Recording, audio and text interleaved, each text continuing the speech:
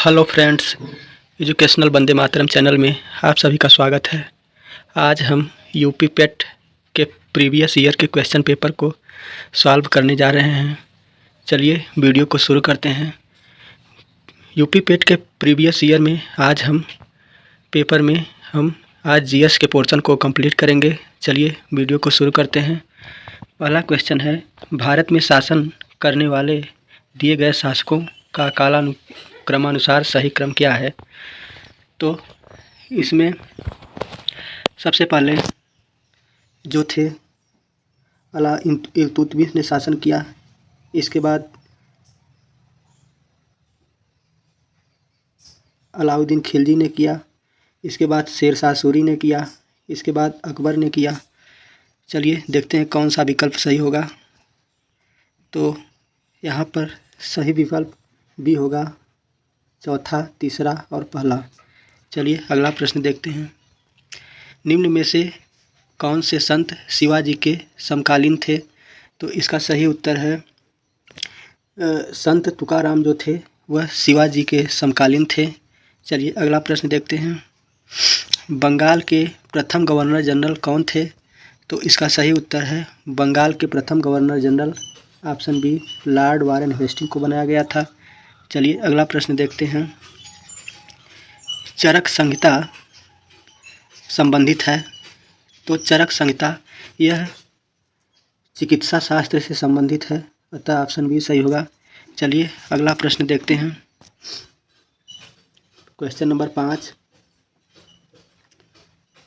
5 है, निम्न में से कौन सा जोड़ा सही नहीं है? तो BC 261 में कलिंग युद्ध हुआ था, ये बिल्कुल सही है। 78 ईसा पूर्व में शक संवत की शुरुआत हुई थी, ये भी सही है। 622 ईसा पूर्व में मुस्लिम युग की शुरुआत हुई, ये भी सही है। AD 709 में औरंगजेब की मृत्यु हो गई, यही सही नहीं है। ये AD 707 में औरंगजेब की मृत्यु हुई थी, तो अतः विकल्प डी सही होगा। चलिए अगला प्रश्न देखते हैं। क्वेश्चन नंबर 6, इसमें से किसे भारत के ग्रैंड ओल्ड मैन के नाम से जाना जाता है? तो इसका सही है ऑप्शन ए दादा भाई नौरोजी को ग्रैंड ओल्ड मैन, वृद्ध व्यक्ति जाना जाता है। चलिए अगला प्रश्न देखते हैं। क्वेश्चन नंबर 7, इनमें से सन 1915-16 में किसके नेतृत्व में 2 होम रूल लीग की शुरुआत हुई? तो इसका सही उत्तर है ऑप्शन ए एनी बेसेंट और लोकमान्य तिलक द्वारा होम रूल लीग की शुरुआत की गई थी। चलिए अगला प्रश्न देखते हैं। क्वेश्चन नंबर 8 है, मिलान करना है।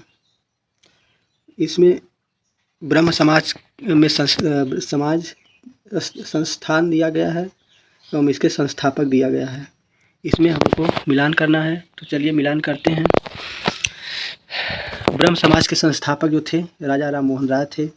आर्य समाज के रामकृष्ण मिशन के संस्थापक स्वामी विवेकानंद थे। आर्य समाज के संस्थापक दयानंद सरस्वती थे। सत्यशोधक समाज के संस्थापक ज्योतिबा फूले थे। तो अतः देखते हैं इसका सही विकल्प कौन सा होता है। तो इसका सही विकल्प है ऑप्शन सी 3125। चलिए अगला प्रश्न देखते हैं। करो या मरो का नारा किसने दिया? तो करो या मरो का नारा ऑप्शन डी महात्मा गांधी जी द्वारा दिया गया। चलिए अगला प्रश्न देखते हैं। क्वेश्चन नंबर 10, जब सुभाष चंद्र बोस ने भारतीय राष्ट्रीय कांग्रेस के अध्यक्ष पद से इस्तीफा दिया तो इस पद का प्रस्ताव किसे दिया गया था? तो इसका सही उत्तर है option C doctor Rajendra Prasad को दिया गया था।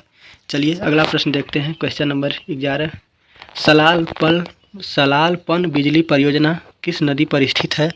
तो इसका सही उत्तर है सलालपन बिजली परियोजना, यह ऑप्शन सी चेनाब नदी पर स्थित है। अगला प्रश्न देखते हैं। बसंत विषु होता है? तो बसंत विषु ऑप्शन ए 21 मार्च को मनाया जाता है। चलिए अगला प्रश्न देखते हैं। क्वेश्चन नंबर 13, राजस्थान में खेतड़ी परियोजना किसके उत्पादन के लिए प्रसिद्ध है? तो राजस्थान में जो खेतड़ी परियोजना है वह ऑप्शन सी तांबा उत्पादन के लिए प्रसिद्ध है। चलिए आगे देखते हैं क्वेश्चन नंबर 14। काजीरंगा राष्ट्रीय उद्यान स्थित है? तो काजीरंगा राष्ट्रीय उद्यान यह ऑप्शन बी असम में स्थित है। यहाँ पर एक सींग वाला गैंडा भी पाया जाता है। चलिए क्वेश्चन नंबर 15। निम्नलिखित में से कौन सी हिमालयी नदी तंत्र की नदियाँ हैं? तो यहाँ पर जो हिमालयी नदी तंत्र की नदियाँ मतलब जो हिमालय से निकलती हैं, तो यहाँ पर गंगा नदी है और ब्रह्मपुत्र नदी ही हिमालय से निकलती हैं। कावेरी और गोदावरी नदियाँ जो हैं वह दक्षिण भारत की नदियाँ हैं, यह पठारी भागों से निकलती हैं, अतः ऑप्शन बी सही होगा। चलिए अगला प्रश्न देखते हैं क्वेश्चन नंबर 16। बैंक दर का अर्थ क्या है? क्वेश्चन नंबर 16 बैंक दर का अर्थ क्या है?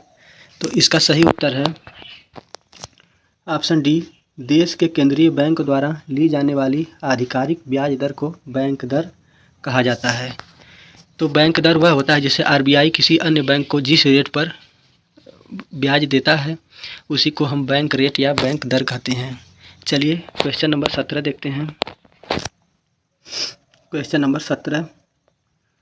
यदि आरबीआई नगद कोषानुपात को घटा दे तो साख सर्जन पर क्या असर होगा? तो इसका सही उत्तर है यदि आरबीआई नगद कोषानुपात को घटा दे तो साख सर्जन बढ़ जाएगा। इसका सही उत्तर है साख सर्जन बढ़ जाएगा।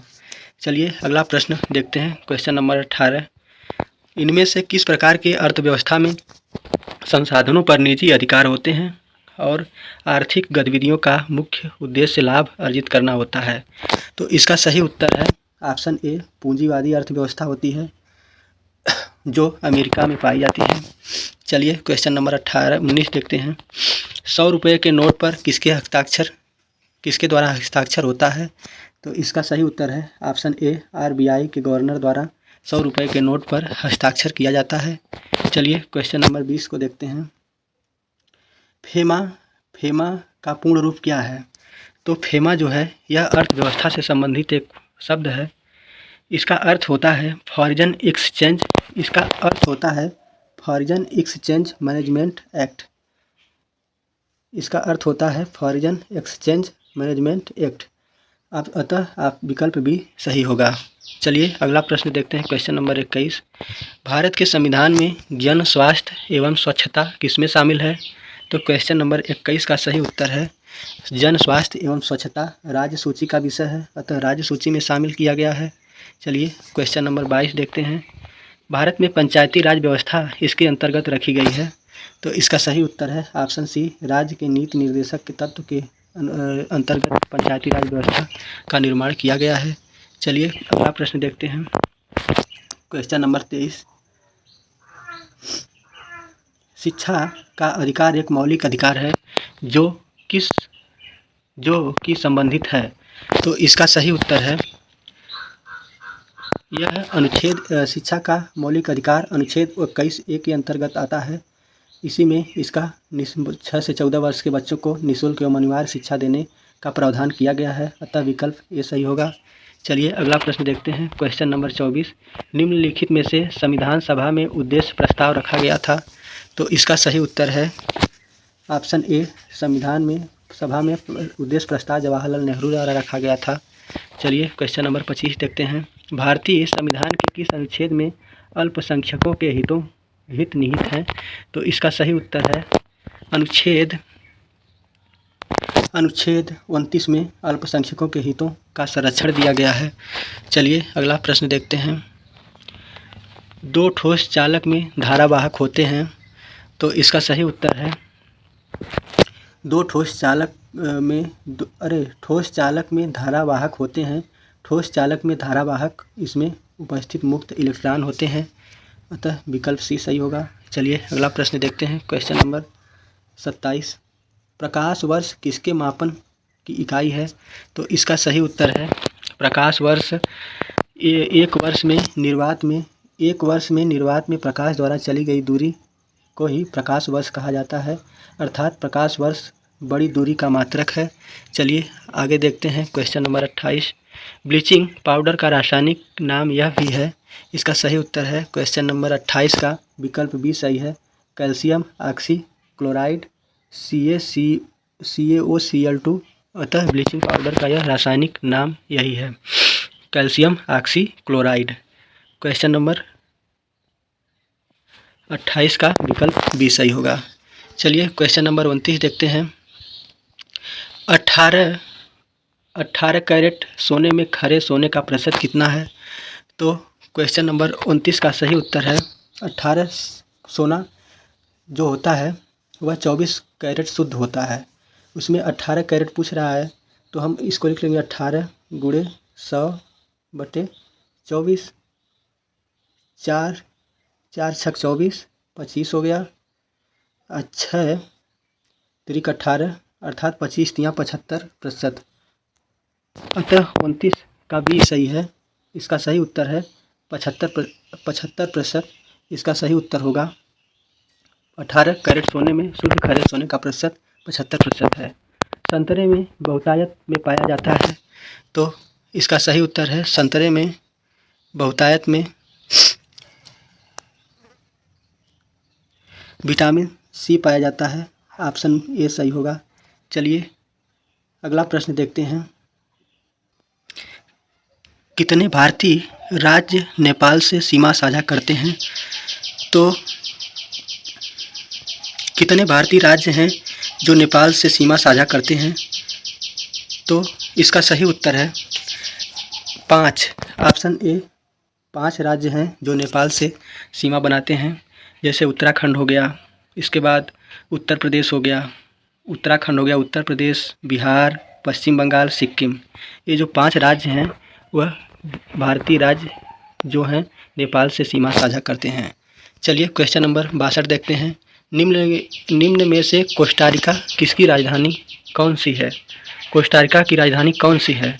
तो क्वेश्चन नंबर 62 का सही उत्तर है बी, ऑप्शन बी सान जोस की राजधानी है। चलिए अगला प्रश्न देखते हैं। 63 केंद्र शासित प्रदेश लक्षद्वीप की आधिकारिक भाषा निम्न में से क्या है? तो क्वेश्चन नंबर 63 का बी है। इसका सही उत्तर है मलयालम जो है केंद्र शासित प्रदेश लक्षद्वीप की आधिकारिक भाषा है। चलिए अगला प्रश्न देखते हैं। भारतीय के संविधान के अनुसार लोकसभा के सदस्यों की अधिकतम संख्या क्या है? Question number 64।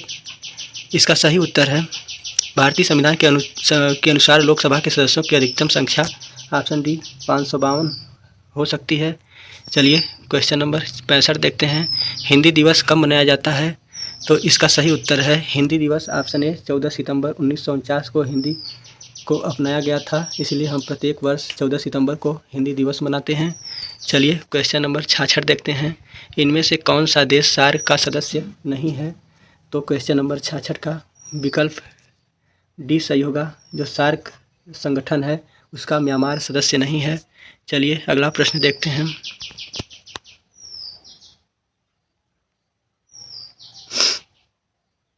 निम्न में से किस स्थान पर अजंता एलोरा की गुफाएं स्थित हैं? तो इसका सही उत्तर है ऑप्शन सी अजंता और एलोरा की गुफाएं महाराष्ट्र के औरंगाबाद में स्थित हैं। चलिए क्वेश्चन नंबर 68 देखते हैं। ओणम किस भारतीय राज्य या केंद्र शासित प्रदेश का सांस्कृतिक उत्सव है? तो क्वेश्चन नंबर 68 का विकल्प बी, यह केरल का सांस्कृतिक उत्सव है। चलिए क्वेश्चन नंबर 69 देखते हैं। निम्न में से कौन सा ग्रह सूर्य के सबसे नज़दीक है? तो सूर्य के सबसे नज़दीक जो है वह ऑप्शन डी बुध है, इसके बाद शुक्र है, इसके बाद पृथ्वी है, इसके बाद मंगल है। जो शुक्र होता है उसे पृथ्वी की जुड़वा बहन बोला जाता है। क्वेश्चन नंबर 69 का डी सही होगा। चलिए क्वेश्चन नंबर 70 देखते हैं। नोबेल पुरस्कार जीतने वाले प्रथम एशियाई कौन बने हैं? तो क्वेश्चन नंबर इसका सही उत्तर है नोबेल पुरस्कार जीतने वाले प्रथम एशियाई ऑप्शन सी रविंद्रनाथ टैगोर जी बने हैं। क्वेश्चन नंबर 70 का ऑप्शन सी सही होगा। चलिए अगला प्रश्न देखते हैं। यहीं पर जीएस के प्रश्नों को हम समाप्त करते हैं।